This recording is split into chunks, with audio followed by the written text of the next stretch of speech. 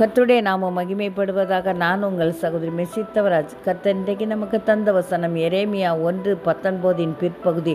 உன்னை ரட்சிக்கும்படியாக நான் உன்னுடனே இருக்கிறேன் என்று கர்த்தர் சொல்கிறார். பாருங்க, உங்களுக்கு பிரச்சனை வருகிறதுக்கு முன்பே அவர் உங்கள் கூட தான் இருக்கிறார். பிரச்சனை வந்த பிறகும் கூட உங்களை ரட்சிக்கும்படியாக அவர் உங்கள் கூட தான் இருக்கிறார்.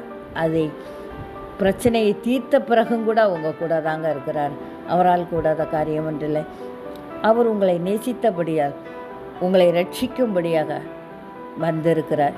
இன்றைக்கு நம்முடைய பிரச்சனையை நம் தேவாதி தேவனிடத்தில் விட்டு கொடுப்போமா?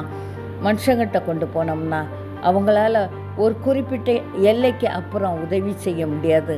எந்த எல்லைக்கும் நம்மளுக்கு உதவி செய்ய அவர் ஒருவரால் தான் முடியும். இன்றைக்கு நம்முடைய பிரச்சனை தேவாதி தேவனிடத்தில் விட்டு கொடுப்போம். அந்த பிரச்சனையை கர்த்தர் நம்மளை விடுவித்து காக்க வல்லவராய் இருக்கிறார். நேபுகாத்நேச்சார் அரசர் ஒரு பொற்சிலையை வணங்கும்படி மக்களுக்கு கட்டளையிட்டிருந்தார். சாத்ராக், மேஷாக், ஆபேத்நேகோ என்பவர்கள் அதுக்கு கீழ்ப்படியாமல் நம்முடைய தேவாதி தேவனை ஆராதித்து வந்தார்கள். இதனால் கோபமடைந்த அரசர் இவங்க 3 வரையும் கட்டி அக்னியில் போடுங்கன்னு சொல்லிடுவார்.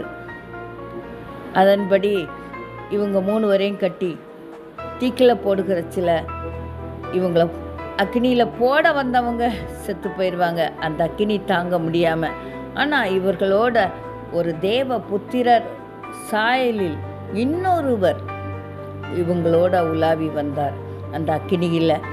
ஆமாங்க, எந்த எல்லையிலும் நம் தேவாதி தேவன் நம்மளை ரட்சிக்கும்படியாக நம்ம கூட இருப்பார். நாம் அதை அதிக நேரங்களில் உணர்வதில்லை, புரிந்து கொள்வதில்லை. இன்றைக்கு நாம் நம்முடைய பிரச்சனையை கர்த்தரிடத்தில் விட்டு கொடுப்போம்.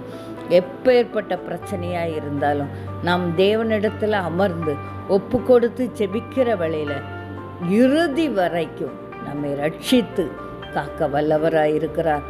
நோயாக இருந்தாலும் சரி, கடன் பிரச்சனையாக இருந்தாலும் சரி, ஏதோ மக்கள் உங்களை அநியாயமாய் பேசி தெரிந்தாலும் சரி, எல்லாவற்றிலும் உங்களை விடுவித்து காத்து அவருடைய நீதியின் கரம் உங்களோடு கூட இருக்கும். அவரால் கூடாத காரியம் ஒன்றுமில்லை.